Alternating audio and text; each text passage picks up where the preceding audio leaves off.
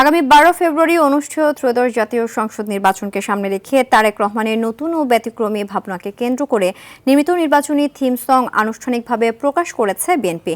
বুধবার রাত 12টায় রাজধানীর গুলশানের একটি হোটেলে থিম সং উদ্বোধন করেন দলের সিনিয়র যুগ্ম মহাসচিব রুহুল কবির রিজভী। নানা বিধিনিষেধ ও দীর্ঘ রাজনৈতিক দমনপীড়নের কারণে নির্বাচনী উৎসব অনেকটাই ম্লান হয়ে গিয়েছিল উল্লেখ করে তিনি বলেন, এবারের উদ্যোগের মাধ্যমে আবার সেই উৎসব মুখর পরিবেশে ফিরে যাওয়ার প্রত্যাশা তৈরি হয়েছে। এ সময় বিএনপি চেয়ারম্যানের উপদেষ্টা ডক্টর মাহদি আমিন, কেন্দ্রীয় নির্বাচন পরিচালনা কমিটির প্রধান সমন্বয়ক মোহাম্মদ ইসমাইল জবিউল্লাহ সহ সংস্কৃতি ব্যক্তিরা উপস্থিত ছিলেন।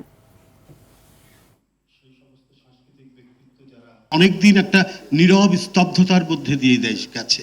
ফ্যাসিবাদের ভয়াবহ আক্রমণের মুখে আমাদের সেই উৎসব, নির্বাচনী উৎসবের যে ঐতিহ্য এবং এটাকে কেন্দ্র করে মানুষের মধ্যে যে আমেজ তৈরি হতো সেটা অনেকটাই ফিকে হয়ে গিয়েছিল, সেটা অনেকটাই ক্ষীণ হয়ে গিয়েছিল।